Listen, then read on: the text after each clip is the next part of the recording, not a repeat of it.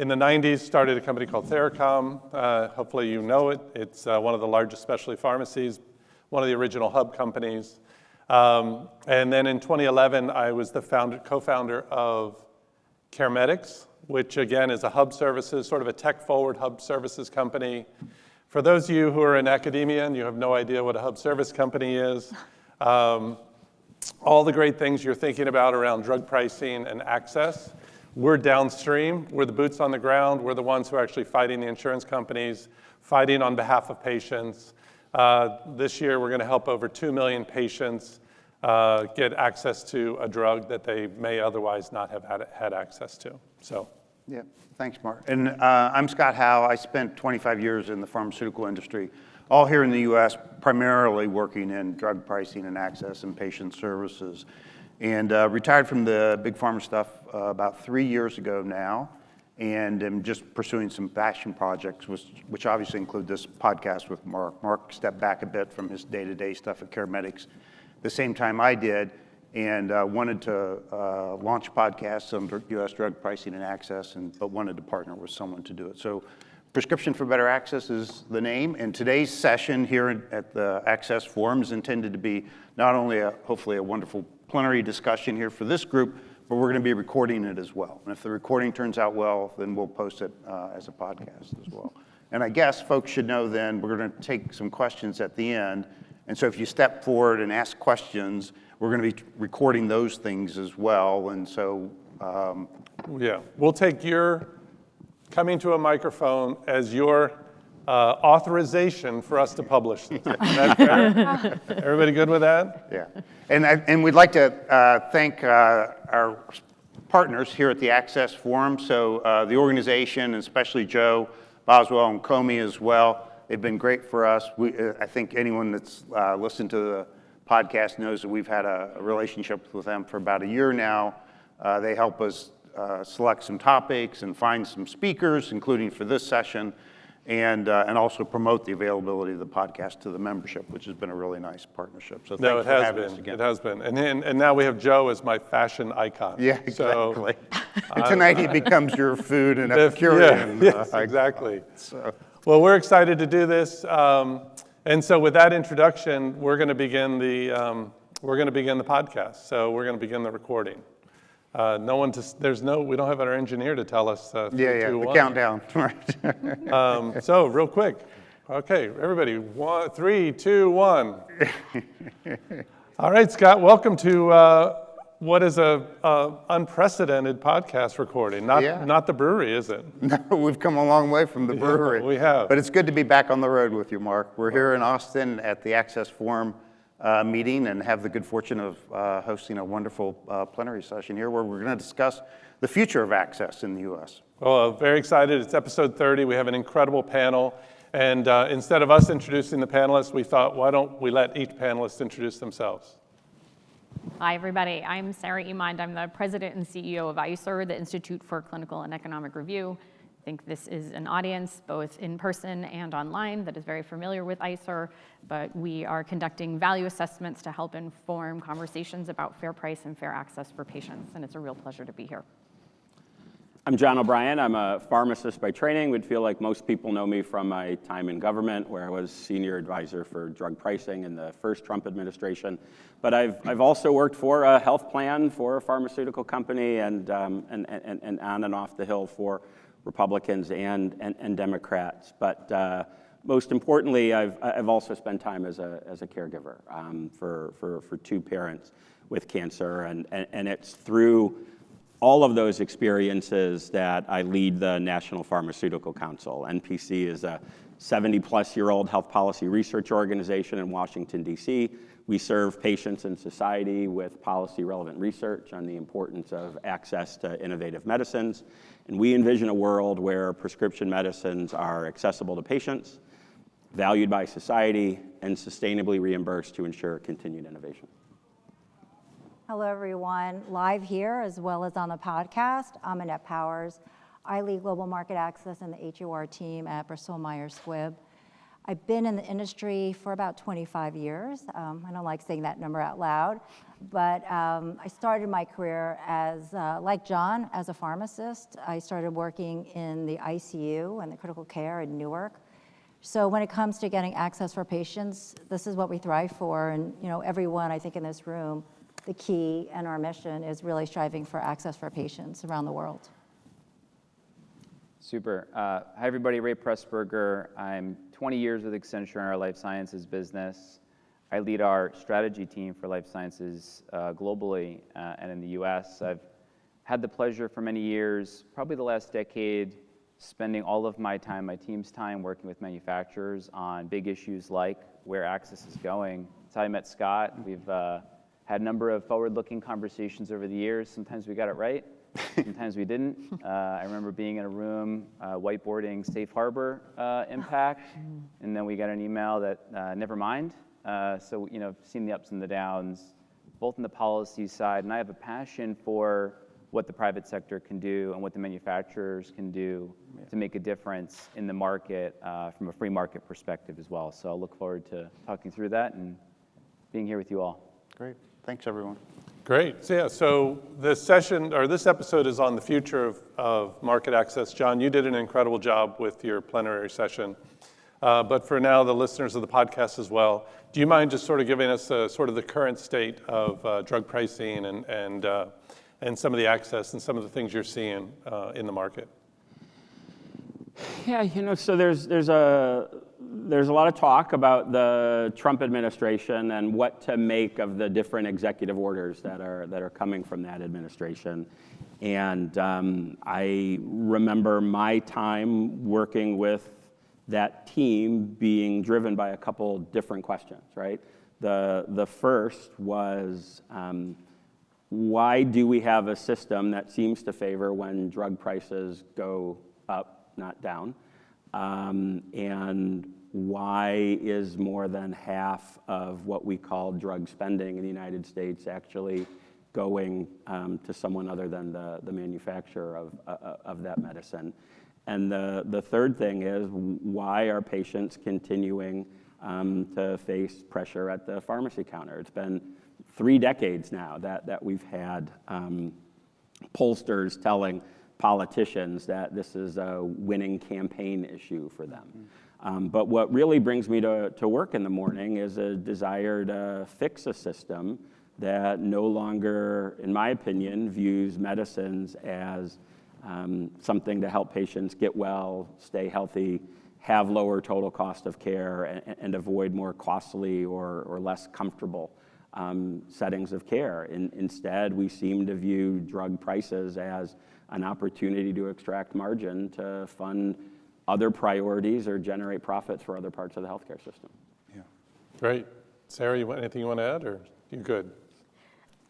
John's done a beautiful job through his plenary and those remarks of talking about some of the problems that exist. I think if we're starting to think about where there are opportunities for solutions, we have to acknowledge how much money everyone is making off of the status quo.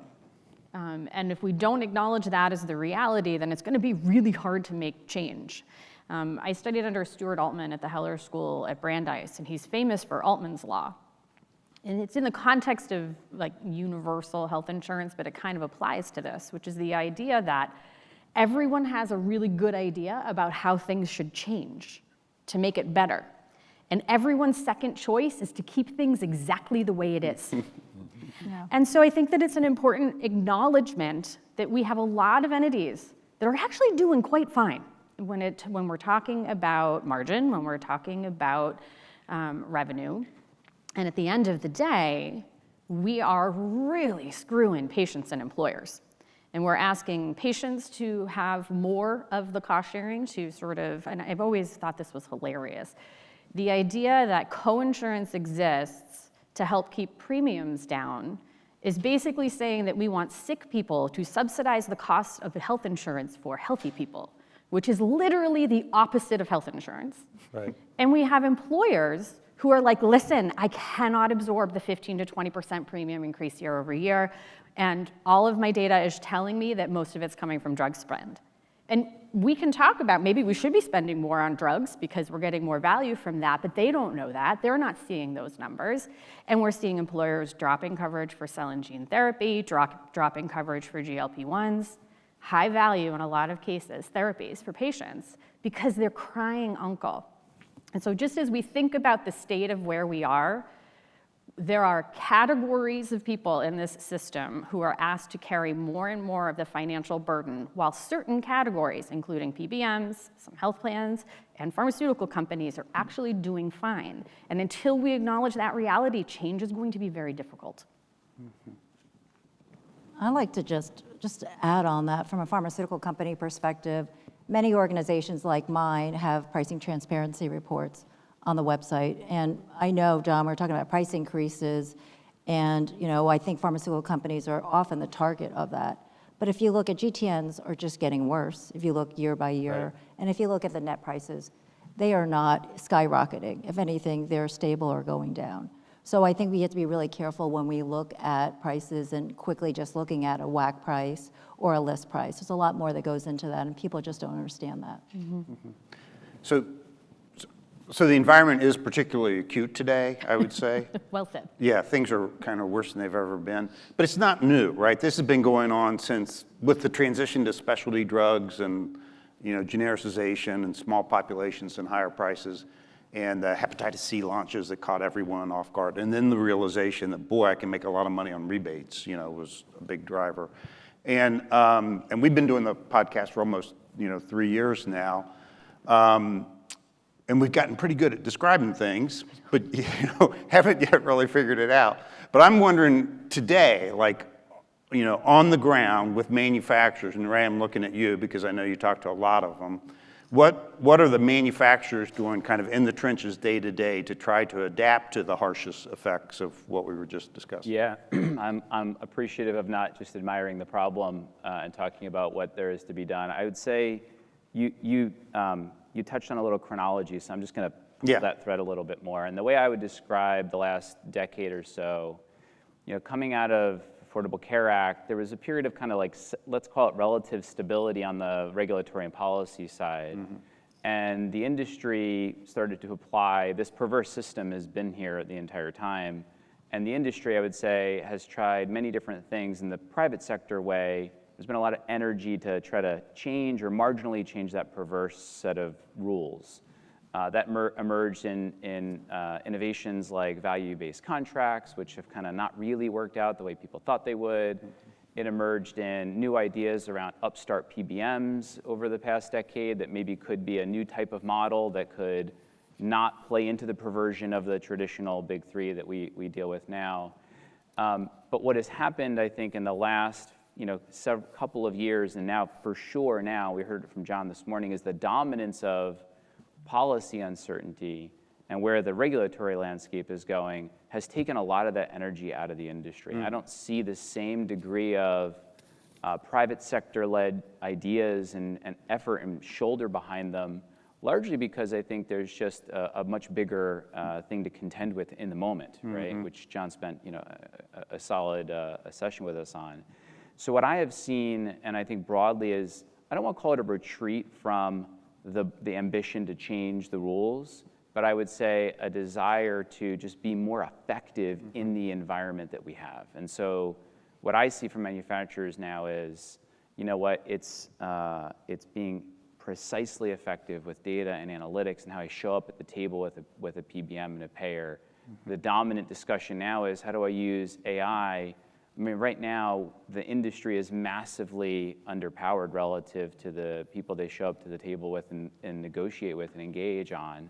And so a lot of the energy is, you use the phrase, I'll get it marginally wrong, but the war of all against all, I think some of your contemporaries use that. And as much as I don't love to engage on such an animosity-fueled metaphor, I'll allow that for a moment. I think most of the manufacturers' energy around changing the war is kind of now relying on what's going to happen with the policy landscape, preparing for that, trying to lean into it. But where the energy is now preparing for the war we have now with 5 times more effectiveness, with data, with capital investment, which, by the way, and all of my colleagues in the room from the access parts of our industry have been woefully underfunded and underinvested in relative to some of the other commercial capabilities. And so that's, I think, where the big pivot of the industry is happening, while we all kind of look to the conversation that John instigated earlier around where the policy landscape will be. Yeah. So if the world's full of hand-to-hand combat day to day, let's be the best we can be at that, right, to start? Okay. So that's fine. Annette, let me turn to you. Does that sound familiar in terms of like the way you're supporting inline products? But then I'd also like to ask you about what's happening in the world of launch prep and pipeline management, those kinds of things. Yeah, I think what Ray said is true. As someone who has probably had over 100 VBC contract discussions and instituted 2 in my career. It's a very inefficient process, and it's very hard to implement. I think some of it, policy is so critical right now. We wake up every day to a new executive order, and we're trying to get our hands around what does that exactly mean. So we're very reactionary right now. So I think that's taken a lot of our time every day. But I do think we're changing how we're pivoting. IRA has been critical. When you have 9 or 13 years and you start looking at the pipeline, which is what pharmaceutical companies start doing as early as phase 1 and as phase 2, and you think you have 9 or 13 years to recoup the investment in there. And it's not only that 9 or 13 years, think about your competition, the other products in there have massive effects of what happens in there too. So you have to take that into account. Yeah. I think it's really hard. It's a very risky business, the pharmaceutical company. It's hundreds of millions of dollars to bring a product to the market. So if you have your timing, you're thinking about, let's say you have an indolent disease that you're gonna get only PFS.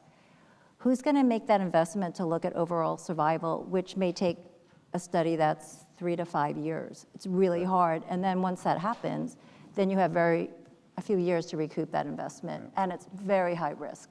So it's changed how we're doing studies, more concomitant studies.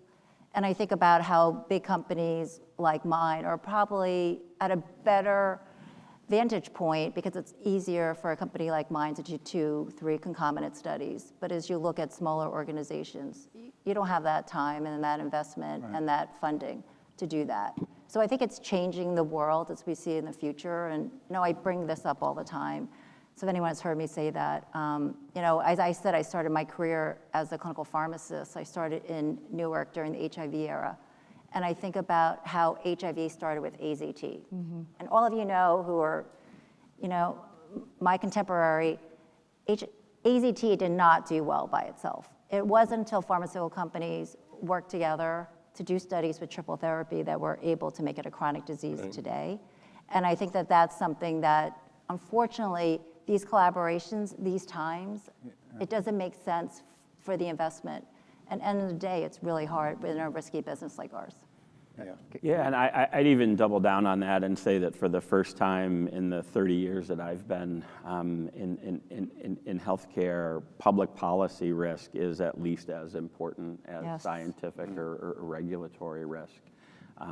We've done a number of different types of research on this at NPC. I think first, after the law passed, we did the research identifying what could happen, right? And that research suggested that we would either see delayed launches or fewer subsequent indications and or a decrease in the amount of post-approval research that Annette just described. And now today we can point to research that we've recently published that shows that there's been, about, I'll call it a 40% reduction in industry-funded post-approval trials since the passage of the IRA, and that number jumps up to close to 50% when you're looking at small molecule drugs.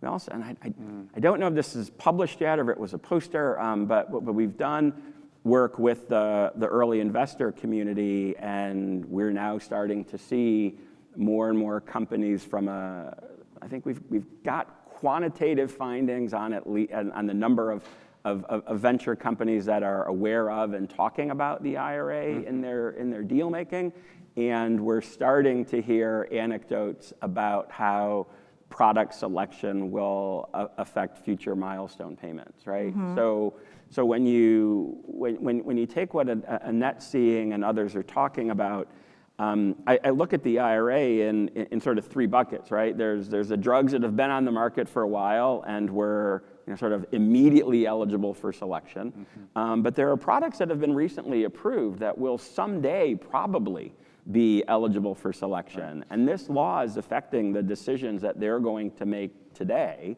And then there are the products that haven't been approved yet and don't have an NDA or a BLA. So when you think about the 7-year selection for small molecule, 11 on biologics, it creates sort of a forced LOE-like event that is going to have a real effect on the decisions that companies make. And just quickly, is there, what's the likelihood that some of these distortions may be addressed in future legislation? I don't have a crystal ball on that. I was concerned about the research that we did that showed a 50% drop post-IRA on drugs with one orphan designation getting a second orphan designation. I know the House and the Senate and the Congressional Budget Office were all very interested in the effect of the orphan drug exclusion on access to future innovation. I think we asked the question, why are we penalizing companies that want to help people living with rare disease? And we saw the proposed changes to the orphan drug exemption show up in reconciliation, less so on the pill penalty. So I think there's more awareness about the unintended consequences of this law, but only slight steps towards wanting to address them. Okay, great. I just want to build on something, because, and Sarah, you earlier, your example of everybody has their own idea of what should be better, and the second best idea is not changing anything. So much of our conversation already is the looming potential implications of policy.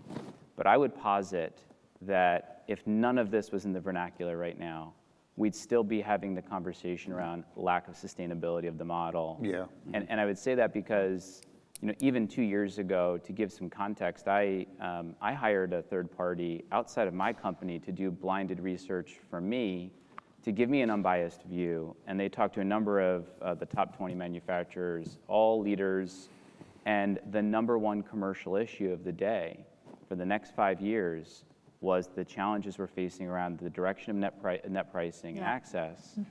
And that's before all of what we're talking about now. We all saw when the battle between Imbruvica and Calquence, in the private sector, we're seeing branded drugs and oncology life-saving medicines that are not interchangeable losing access. I'm in rooms, as recently as last week with precision medicine, solid tumor treating, only branded combination therapies being restricted on access for patients, right? For the types of stories that we heard earlier, it is absolutely unsustainable from a patient point of view, and it's all happening while net price for many manufacturers is going in the other direction. Absolutely. So I think it's worth acknowledging that even if we took all of the potential disruption off the table, I think we'd still be saying the most insidious issue of the day is solving this problem. Yeah. Not just because of policy. Yeah, and in fact, maybe it created additional problems on top of the problems that already existed. There was a day, I think it was December of last year, maybe January of this year, I forget which, that on the same day, AstraZeneca announced new PFS data for Calquence, and then you scroll down your clips, and later on you see that they've been selected, along with the other 40% of medicines for oncology that make up the class of 2027. So I just can't help but think, whether I'm a scientific leader or a commercial leader, like the juxtaposition of those two things happening on the same day is going to affect my decisions in the future. Yeah. Yeah, I'd like to, if I could, to raise point about the lack of sustainability of the current model, and Annette mentioned the only two sort of value-based contracts that you had been working on. I want to turn to you, Sarah, because, as we look to the future, there's a lot of hope around value-based contracting, around real-world evidence, around the whole concept of value. From your perspective, you might see some early signals about give us some hope. Is there anything you're seeing that's early on that potentially has some real promise going forward? Happy to give a little bit of what we're hearing out there. I think that it will surprise no one in this room or listening to this podcast that I think one of the ways out of this is to pay for value. And when you pay for value, it should come with very little or no utilization management and very little or no cost sharing. That's one way we de-escalate this arms race between more and more access restrictions and higher prices. And we have a recent example that we heard. We've been doing a lot of work in the gene therapy space, where a lot of you are familiar with the fact that a lot of these therapies are actually fairly priced in the millions of dollars because they're delivering tremendous value to patients in a one-time treatment. And yet we have a payment system that hasn't really caught up to know how to handle paying for all of that value at once, right? We know how to pay for medicines over a period of time for chronic therapy. And Orchard Therapeutics, with their metachromatic leukodystrophy, now part of Kyowa launched, and they launched within just a little bit above the ICER or benchmark price range. And they recently told us that being able to reference the ICER work in their conversations with payers has led to 98% of coverage.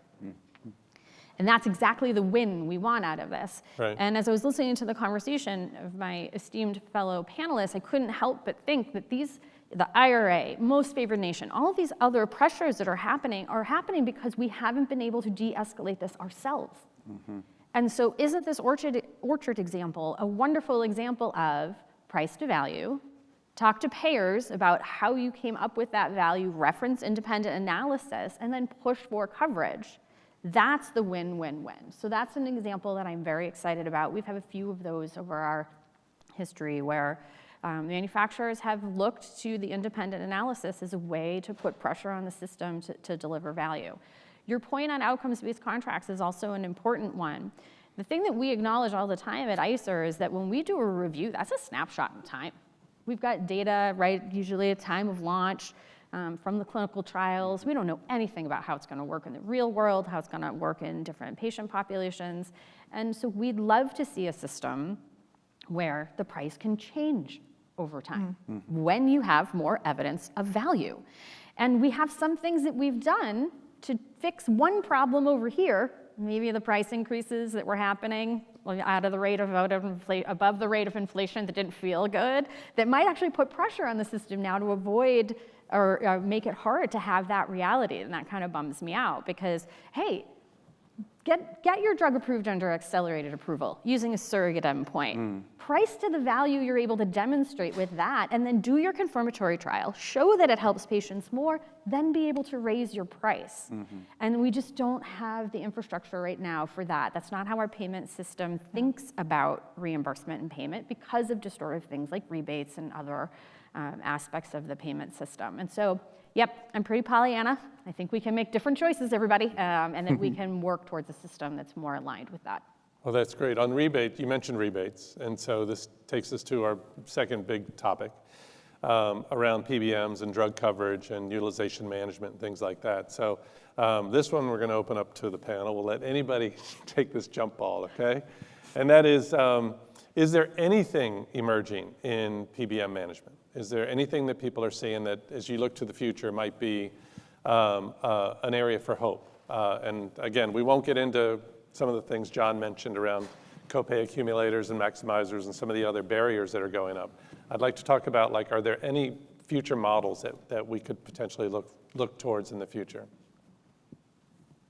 I'll jump in quickly that I'm really interested in the disruptive PBM model. And I know that there is, once you sort of open the trunk, the hood and start to look, maybe they're using the same GPO as the big three, and so it doesn't feel like it's all that disruptive. But that's a little bit more in the weeds. The theory here that more upfront, transparent pricing, full pass-through, fee-based models, I think there's more and more employers interested in that. Because as employers get smarter with the potentially conflicted advice they might be getting from their benefit consultant or their PBM, I think they're looking for more transparency. I'm also interested in some of those disruptive PBMs organizing as public benefit corporations. So that's addressing some of the conflict that some of us see when a for-profit entity is coming onto this and telling you they're going to save you all sorts of money, and then you're wondering sort of how does that all work out for you, the ultimate payer. And so I'm watching that space very carefully. And it's worth paying attention to cost-plus drugs. I know that they've done most of their work now for generics, but I know that brands are on their mind. And what kind of disruption that could bring would be something innovative to pay attention to. Yeah, and speaking of cost-plus drugs, their business model aside, I have been really impressed by Mark Cuban's ability to get more CEOs focused on, I should probably know more about how my benefits work. If I'm spending this much money on something, I should probably know how it's worked, which is very different today, right? And I think what I hear most from the disruptive PBMs is they have a hard time getting in front of the employer because the employer sees rising premium costs, which are a function of healthcare costs, of which drugs are only a fraction of. And they hire their employer benefits consultant, and their EBC sends out a spreadsheet, and that spreadsheet, gets filled in to satisfy an RFP. And the only thing that spreadsheet process is really interested in is what's my rebate guarantee going to be? Multiply that times my utilization, and tell me how big of a check I'm going to get at the end of the year and how fast it's going to grow. And I think the vertical integration that we've seen in the PBM business is in part because the rebates at the sales side, on the ones that are selling to employers, are promising, are larger than what their account team is able to get from manufacturers. So I kind of feel like we're exiting sort of the peak rebate period of the PBM business, and we're sort of more in the vertical integration period. So if I'm a PBM with a health plan, with a GPO, with an offshore entity, with a specialty pharmacy, right? I can use everything at my disposal. And what I'm doing is I'm taking money from my left pocket and putting it in my right pocket and then putting it in my back pocket, potentially satisfying my MLR requirements over here while satisfying other accounting rules over there. But if I can buy low via the 340B program and sell high on commercial insured and call that profit while overpaying my pharmacies and calling that an expense, right? It helps me compete. And that plus all of the different fees that are being charged of manufacturers for everything from data, et cetera, again, is what gets me back to we talk a lot about how much we're spending on medicines in the United States, but we're not really focusing on where all of that money is going and who and how it's serving. Oh, please. Yeah. So, all right, so I love this. As you guys know, I'm a big proponent of fair prices for fair access. And I worked on that for a year with a startup PBM after I retired from Big Pharma. And we had all these great conceptual conversations with manufacturers and also with insurance companies and with employer groups as well.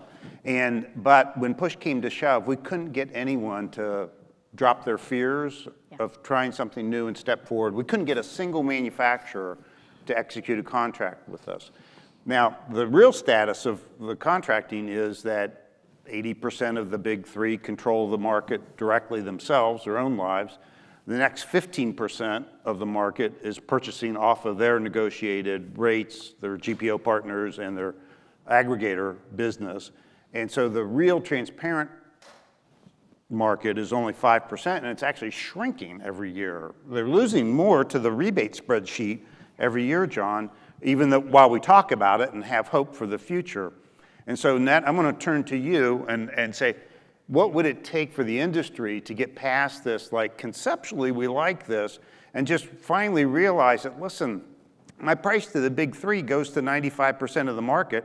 Why can't I give that to the other 5% too and let them compete? Yeah, it's a great question. And John, what you were just saying resonated with me because I think about the verticals and how much control they have. It's a lot. And you'll talk to one part of a vertical, maybe the GPO that has contracts with the employers, they don't like 340B, right? However, they're also associated, and they report into contract pharmacies, their CEO has contract pharmacies that are making a lot of money off 340B. So I think for pharmaceutical companies, I think it's really important to have that more transparency. I think it's very hard how the system is. And a question I asked you earlier, John, was what's the appetite in DC to do something about that? Because right now, I can't imagine if there were 3 pharmaceutical companies that controlled 90% of all of the healthcare in this country. That just wouldn't happen. Right. And then take account all the tentacles that they're involved. You talked about SPs, you talked about their GPOs, you talked about, trade, all of that. And I think, I think most pharmaceutical companies understand that because they have so much power, these 3 organizations, how do you compete against that? And I think some of it's fear, I'm not going to lie. You have a portfolio, right? And it's really hard to say, okay, well, if I take a chance on this small PBM, what are some of these larger PBMs going to do? It's So you think retribution is a I worry? think retribution is a key. I think and I think most of the people in here that work for a pharmaceutical company have seen retribution. You've seen it. They don't necessarily take the cheapest drug to put it on formulary. There's other things that go into that. So I think that's a major fear. I think it's really hard because it's not just a PBM, right? It's everything else that they're totally get it. involved in.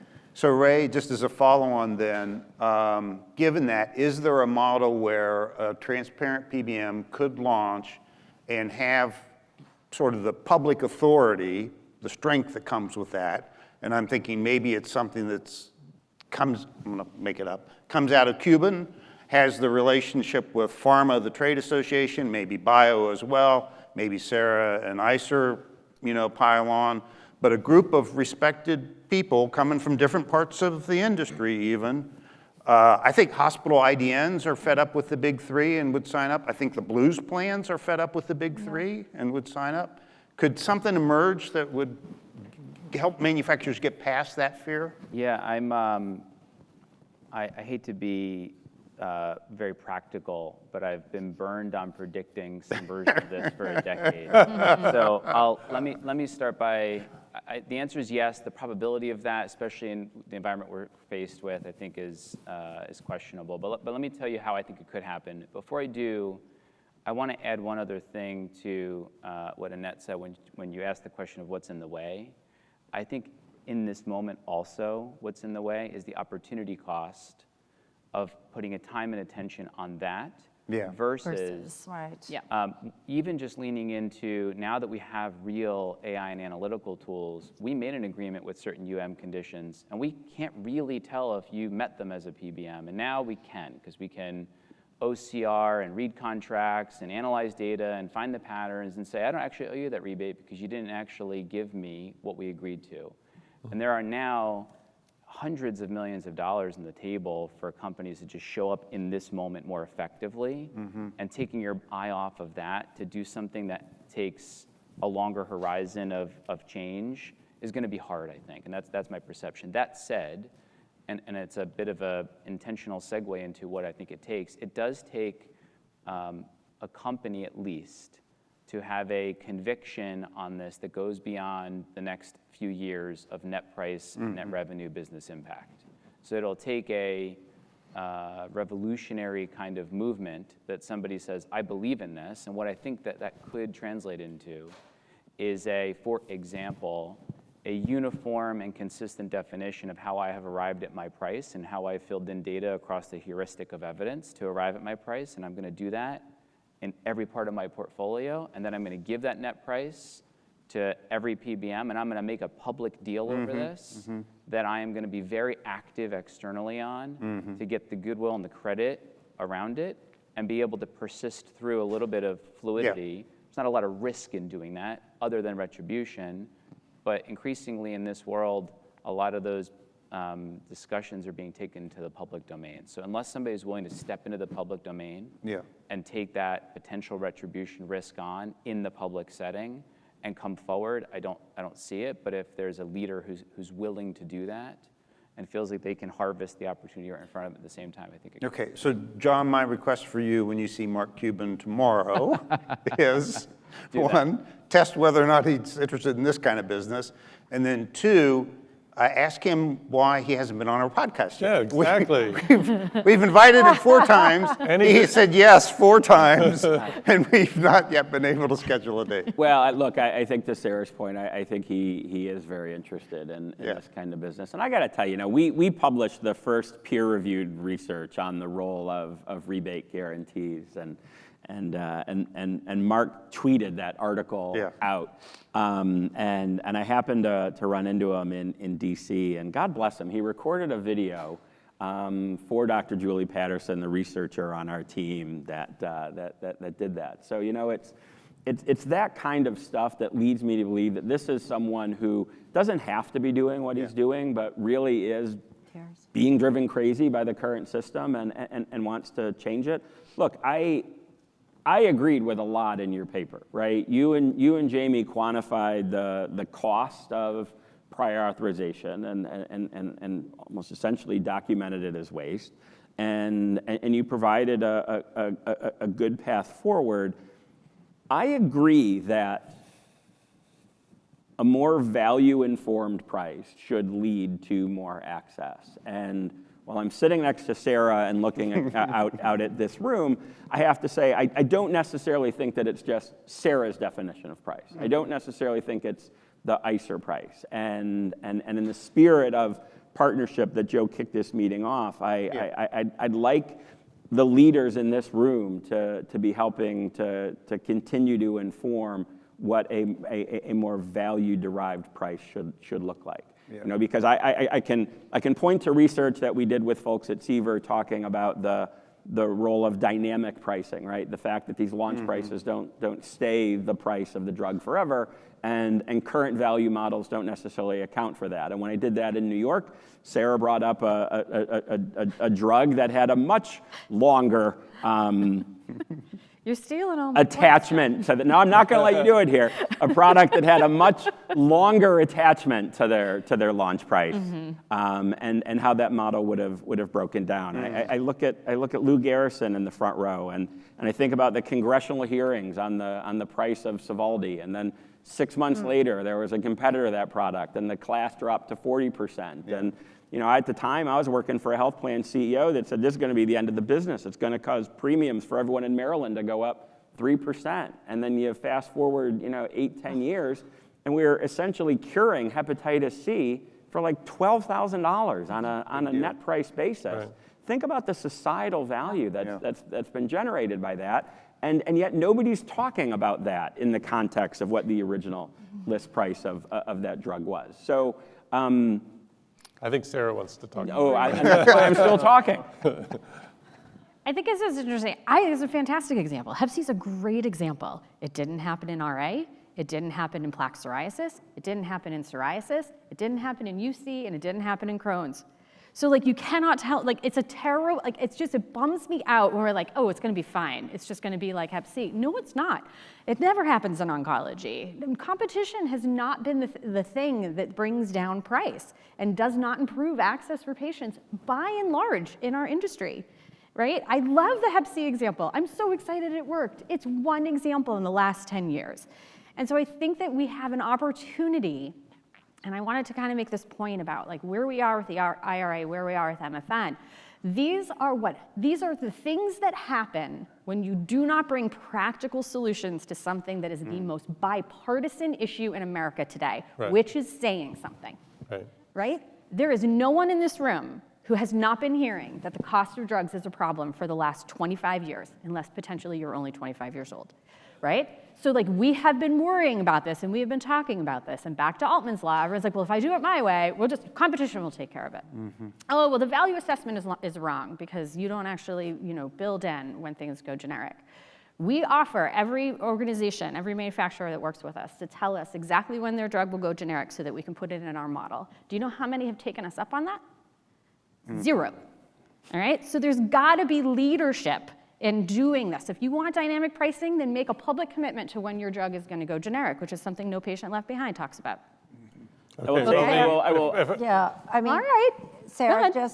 just a comment, because if you brought up several therapeutic areas, and yes, maybe list price have gone up, but if you look at net prices, they have not gone up, and the rebates have just gotten higher Right. in those therapeutic areas. So I think this comes to pricing transparency that's critical, and I know I worked on a previous product that did not have a high initial WAC price, and PBMs had said, you didn't price this high enough. Yeah, that's a problem. I which agree is with how you. the rebate rule started, right? Like Yeah. in the early days of the Trump administration, we heard so many Yeah. commercial leaders come in with their transparency reports and then tell me the story of I tried to launch the best drug in the class with evidence at a low price and nobody wanted it. PCSK9. So that gets me back to this belief that every system is perfectly designed to get the results that it's getting. Agree And we'll completely. take the, I don't get this very often, opportunity to agree with Sarah in that I would like to see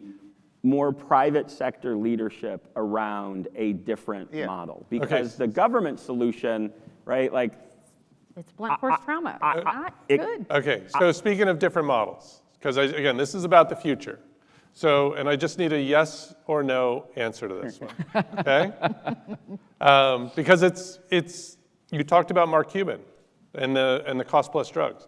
There's, by the way, there's dozens of these cash pay pharmacies. But the generic is, why are generic drugs, or should generic drugs be carved out and just cash on the employer benefit? Yes or no? no. Sarah? I'll say yes. Now you have to ask It's a way out of because. this. I think yes, but not practical. Yes. There we go, there we go. I have real concerns.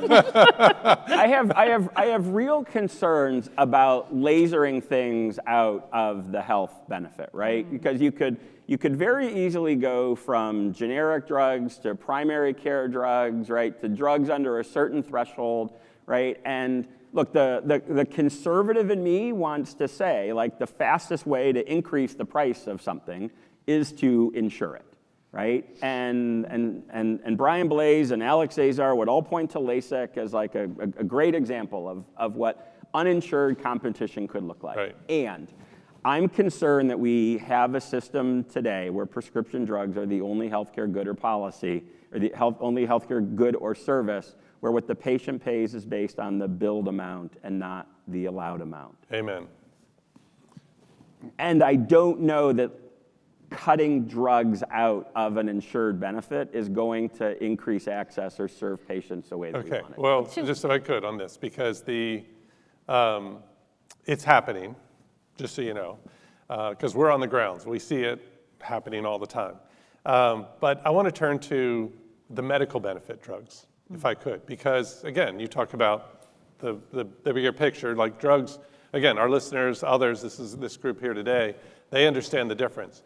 But again, for the listeners as well on the podcast, what are the trends related to medical drug or medical benefit formularies and the drugs that are there?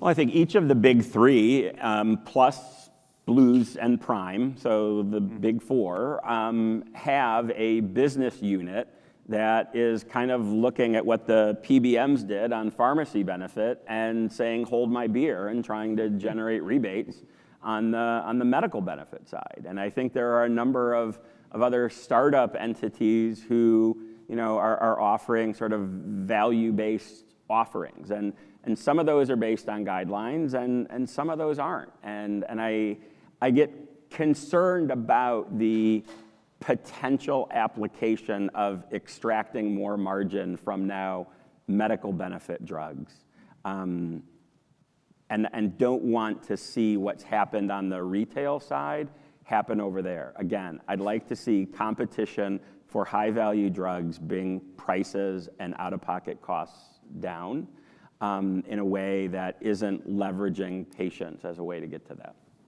Anybody else want to comment on medical benefit drugs? That's Right. certainly happening, right? I mean, every time I meet with a plan, that's always a conversation that they want to have.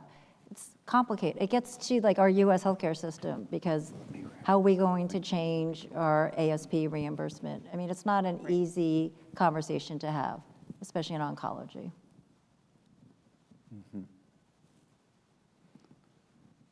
Scott? I'm sorry, I was checking with Mark on where we go next. What were you saying, Annette? What about oncology? It's just tough. You know, there's changes, you know, when you're talking about oncologists and ASP reimbursement and effects on rebate. It's just a very it just shows you how complex the U.S. system is. Yeah, very good. Okay, we're going to hit just a couple quick hitters here at the end, and then we'll ask you if you've got a prescription for better access, and then we'll turn to the audience here so we can do that. Direct-to-patient channels, is that a niche or a new meaningful channel? Anyone? Oh, to be determined, but the whole farm-to-table thing is fascinating to watch. I mean, I think that what's happening with the GLP-1s and Lilly Direct and the Novo product, I would have thought it was just related to GLP-1s, except Lilly started saying, well, maybe you can get your Alzheimer's drug through here too, and some of the others. And so I think it's worth watching. It does make me it makes me very nervous from an equity perspective, and so does the generic question. That's why I hesitated to say yes. No, generics are generally priced in a way that you don't necessarily need insurance to get access. But if we're really moving to this farm to table, we're just going to exacerbate the equity issues that already exist in our system. And we're just going to have people with privilege who get access to the new drugs. And that is not a system that I want to be part of. And so I think there are things to watch about what that does to price and access that's worth paying attention to. But if we aren't very mindful about making sure that this doesn't just exacerbate access issues as a reflection of privilege, then we're going to be in trouble. I think Lilly Direct has done a great job of teaching employers how insurance should work. Direct right? contracting, And I've had some reach out to me and say like, so how can I use that price Yeah. Yep. for my patients to Heard the get same them thing. through the $1,500 HSA eligible high deductible health plan deductible that they have, and then get a rebate from the manufacturer, or maybe just buy the drug at that price directly for them, so I can give it to my employees. And hell, I even want to give them a declining copay with each month they stay on the drug to kind of reward their adherence. And I listen to that and I go, and you should layer on top of it a CRO that generates the value that's been derived on your total healthcare spending by a population of people who are motivated to use it in an employer who's willing to invest in it. And oh, by the way, it's going to blow the data that we currently have on this class of medicines on the water. And yet 1927 D2 and K1 in the Medicaid regulations, don't necessarily allow discounts that are being given only to a consumer, right? Once you cross the fence and that's going to a pharmacy or a wholesaler, that money has to be treated differently. So again, I think the direct model, the Lilly Direct model, is doing a great job of causing employers to ask questions about, hey, who's standing in between me and my employees and their health benefit, and can we build a better mousetrap? Yeah. Just to add on that, I used to have an employer team, and one of the things that employers don't understand is how much money they spend on a lot of programs that are a waste. The per employee per month that they spend on wellness programs, and they don't even know about it. It's just something that they do, and the percentage of actually employees that participate in it is so low. So when you look at costs like Lilly Direct, I mean, these are the things that have true outcomes that I think I like that idea. I don't think it's practical for a lot of specialty products, lower cost products, but I like the idea of it. Okay, great. Accumulators and maximizers, prohibited or here to stay? Should be prohibited. Kudos to the states that have prohibited them. Agree. Agree. All right. Alternative funding programs? Even worse than accumulators. And maximizers. Agree. And doing carve-outs, Yeah. lasering out. AI and agents, are they going to help or confuse? I'll say in your, somebody used the word, I think it was you, Sarah, the escalating arms race that we have. I think this is just going to be it's going to be the nuclear version of that. We're going to see it applied on the utilization management side, more dynamic all kinds of wild ideas. If we don't think that the big three are going to find ways to employ that, we're fooling ourselves. And companies like Caramedics and manufacturers as well. And on the other side, manufacturers, this is probably the first time in a decade that I think something will create an equalization opportunity for manufacturers to show up way more effectively than they have. Okay. All right. We always ask at the end of an episode, and we want to get to some questions from the audience here, but whether or not our guests have a prescription for better access. Sarah has the record for the most novel answer, and her answer was we should get rid of lobbying, which I thought was really an interesting twist. So we'll start with Sarah. Do you want to build on that? I'll happily add a explain. second? Sure. No, I mean, just when I had the great privilege of being on your podcast earlier, when I talk to policymakers, state, federal, wherever it is, across the political aisles, they all want to do the right thing here. And every single one of them says, oh, but I've got all of these biotechs in my district. Or, you know who's headquartered? This really big integrated PBM is headquartered in my thing. I just think that we have to acknowledge the role that lobbying has played against practical policy solutions that are centered on improving patient access. Yeah, great. John, do you have a prescription for better access? If you had a magic wand? Yeah, again, I just, when I think of the IRA, 340B, commercial gross to net, et cetera, I just see a system that is putting little cuts into an industry, and these cuts are someday going to hit an artery. I would rather we focused on what's real drug spending, how that drug spending is helping patients get well, stay healthy, and spend less on their total cost of care.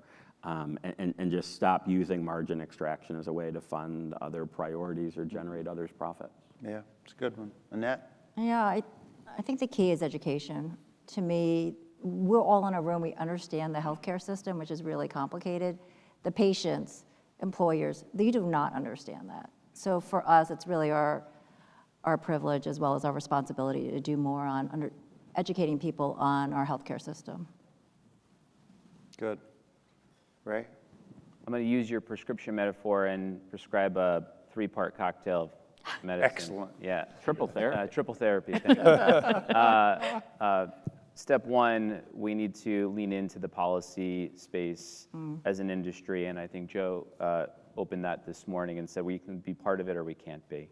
I want to express specific policy perspective in that context, but that's for sure number one. Number two, I think we need to take the moment, and this part I'll kind of say to the folks in the room and the listeners, if you're in a position to take advantage of the opportunity in front of us, use technology and harvest opportunity to be more effective in today, right now, then take and repurpose some of those, the impact, the dollars that you can make, and build the next horizon and take a step forward in a leadership model, much like Scott and us we talked about earlier. And that might mean taking a stance on how you're going to articulate value and define value for all of your products, how you're going to justify it and publish that externally, and be a leader to kind of drive a movement. I think that's very doable in the private sector, and I think those are two things that people can do here. But don't let the near-term opportunity be wasted.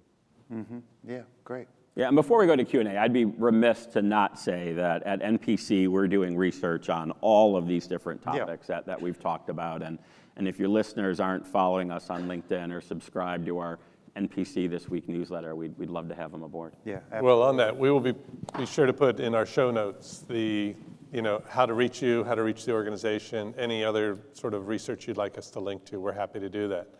But we do have the audience here, and we want to open it up to questions.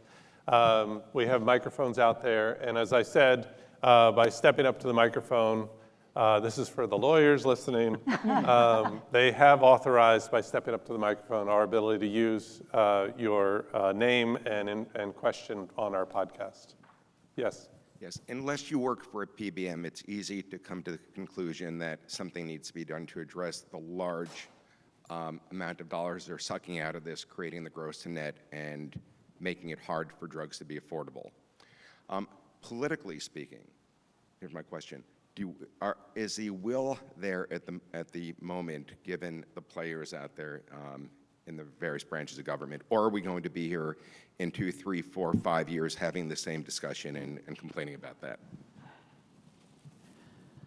Look, I can be an optimist, Michael, and say that when I read the first Trump executive order on drug prices, I saw a conversation about the value chain. I saw a conversation about 340B. I saw a conversation that looked at site-neutral payment policies. This team is very well educated about how our system works. And the pessimist in me says, and so is the team in 2017, right? And we put out a rule on rebates that would have helped patients in Medicare at the point of sale, and it was delayed by Congress to pay for the IRA because of some only in Washington math. Yes, there's PBM reform in the reconciliation bill, and yet it may be addressing practices that PBMs have already moved on from. So I'm less optimistic or pessimistic about whether policymakers understand this and want to do something about it than I am concerned about the fact that the industry is just going to continue to evolve to stay ahead of whatever policies come at them, which is why I would like to see more private sector leadership in building a better mousetrap that doesn't leverage patient access. Great. Sean. Next question. Hi, Please identify yourself yeah. as well. Sean Tunis. I'm work with Peter Newman and others, senior fellow at Tufts Seaver, and also independent consultant with Rubik's Health. First of all, fabulous panel. I learned a tremendous amount, so thank you all. I'm just intrigued to hear a little bit more about the sort of the feasibility, practicality of dynamic pricing, whether for accelerated approval drugs or any drugs, with the idea that drug prices can go up as evidence for benefits, demonstrating additional value, I think, John, the way you're suggesting, or, as the evidence to actually fully demonstrate value according to the value flower or any broader framework isn't going to be available at the time of launch. So, but my question is it really something that is feasible, attractive from a industry perspective, potentially implementable? When I'll take the first stab at it. When Sarah said it, part of me was like, yeah, that makes sense. And when it comes, Sean, when it comes to getting RWE, you don't get it right away. You have to wait till the drug is on the market. That's already shrinking your time frame. Some of the hurdles would be IRA. Another hurdle, every PBM contract you can't take huge price increases, right? You get penalized for that. So there needs to be changes within our system, but I do like that idea because it incentivizes innovation, it incentivizes the manufacturer, the innovator to look at ways and improving, disease areas and the therapeutic area that you're in. So I like it, but the obstacles have to be taken away from it. Yeah, I just put the question back to you because we're working with folks at Seaver on this topic. And again, I think that if cost effectiveness analyses are going to play a larger role in drug pricing conversations, as the recognition that, hey, this is a tool, not a rule, I think the inputs to them should reflect more about what is actually happening with the product. So it's not just the launch price, it's not just the RCTs that were available at launch, it's a longer tail understanding. And here's the challenge, right? The smart people in this room who read the whole paper, right, and the methodology, right, understand sort of the puts and takes that are contained in any kind of model, right? But when reporters or analysts are just reading the executive summary and they're seeing a point estimate in, they believe that somebody said, that should be the price of the drug. So again, I think there's a lot that could be said about CEA. I think there's a lot that could be said about the value flower versus our current definitions of value. And I think net price or dynamic pricing is just one more element that needs to be incorporated in our big picture thinking of how to determine the value of a product. Good, thanks. Thanks. Indication-specific pricing probably would fit that as well. Yeah. And for what it's worth, in our promotion of value-based pricing and access, we envisioned a voluntary system where ICER prices would be an important benchmark, but the manufacturers would bring theirs and others and so on and have a negotiation. And if you reach an agreement, then you get a fair price and better access. And if you don't, then the old rules apply, and you go through that. So. And this is a real quick point on that. I've seen so much conflicting research at AMCP and elsewhere about the anecdote that Sarah shared, right? And I think there's a range of opinions on how much payers do or don't value this evidence. And are they looking at it at all? Are they using it only as a cudgel for rebates?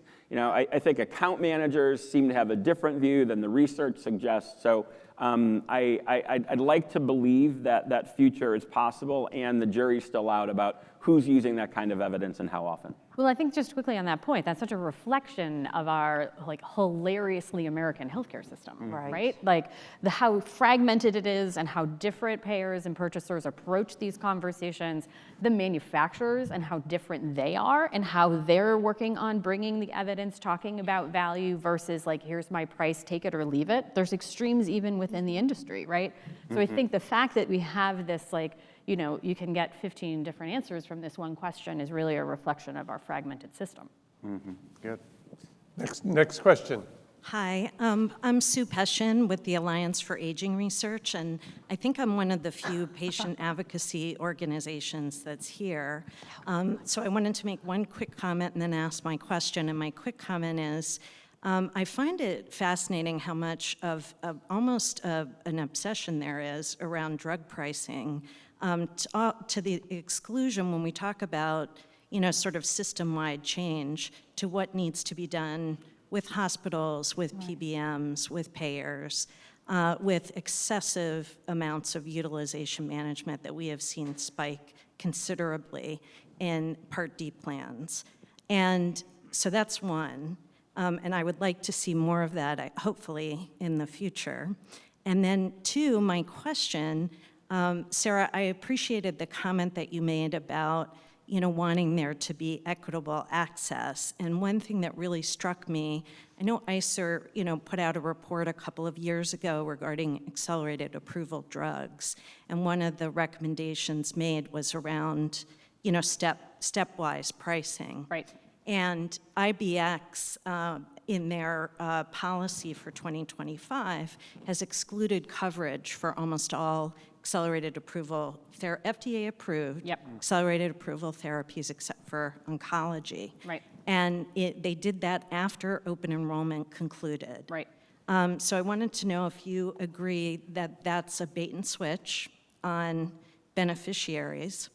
And that also, whether or not you agree that accelerated approval at the FDA is approval, and that the calls for evidence development by entities that are not really designed to do evidence development, they're designed to provide payment because people provide payment to them for coverage, has eroded faith in the FDA and its role as a regulatory authority over the safety and approval of medical products. Well, I really appreciate that question, Sue. I think that the reason we did a paper on accelerated approval a few years ago was because of the tension that was getting reported to us from the ecosystem, which was lower and lower standards of evidence being met with higher and higher prices, just to generalize. And there were a lot of purchasers that were really struck with a challenging decision, like how do I know what I'm getting if they're using surrogate endpoints, some of which are not necessarily tied to clinical outcomes. And it's not to paint a broad brush for the accelerated approval program. There are therapies that my family members have taken, that many of us probably in this room have taken or have family members taken that have brought tremendous value to patients that came under accelerated approval. I think that what we saw with the Independence Blue Cross is a symptom of a problem and not the solution that I would have recommended. Because punishing patients who have serious conditions for which there is an FDA-approved drug because you've been unhappy with the trajectory of pricing in pharmaceuticals is not a healthcare system that I don't think any of us want to be a part of. Now, if they were here, would they tell you they didn't have a choice in order to keep premiums down? They might say that. That it was the only way their actuaries could keep the premium increase down. Again, I don't know. But what we have is an opportunity And to say, and to go back to this point, which I'm so excited the panelists, we all kind of agreed on this, bring it to market using your surrogate outcome. Price it to the value you're able to demonstrate with that surrogate outcome, invest in that clinical trial to show the full benefit, and then get to raise your price. I mean, that's the ecosystem that I think we all want out of this. And so to have that type of, I often use the term blunt force trauma when we have these extreme sort of reactions from a policy perspective, I think that it's problematic in terms of patient access, and it's not what we want out of the system. Okay, so we have just a few more minutes. Question over here, and then we'll take a final question over there. Okay. Hi, Gabriela Tanus. I work with some companies here for international market access. Saying that, my question become a little bit obvious, but let it go. How long until all of these affect other jurisdictions? All this discussion that we're taking about U.S. market, because we work with other jurisdictions that is not the main markets, but it's important markets for the company. So, and I'm seeing since yesterday that you're gonna take a lot of things that in the near future are gonna affect. Tough question, I know, sorry. Sorry, is the question how it's going to affect? How is long? today's discussion? How long? Will be easy? Will be take a long time? How do you think that this is going to affect other jurisdictions? In essence, the U.S., the discussions we're having today about the U.S. market, how long will it take to impact potentially others? Yes, when you come down price in U.S. It's already affecting other It's countries. Yeah, you know, I know it's an executive order, but the first thing that I'm sure every pharmaceutical company did is look at prices across the global and see how that's affecting everything. So it's already happening. Okay.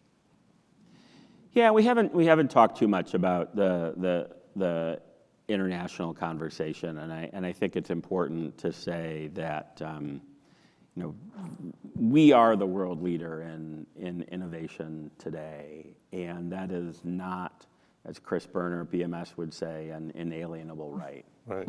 And we have to be really careful about the decisions that we make here in terms of how it's going to affect not just our world leadership, but the way that it affects patients in the United States. So this is why I believe that, you know, good policy begins with good evidence. You know, we talk about drug spending. I think Sue made a really important point earlier. You know, drug spending is a fraction of total U.S. healthcare spending.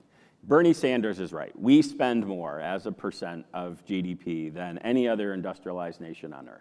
And when you look at what we spend on drugs as a percent of total healthcare spending, we are smack dab in the middle of the G7.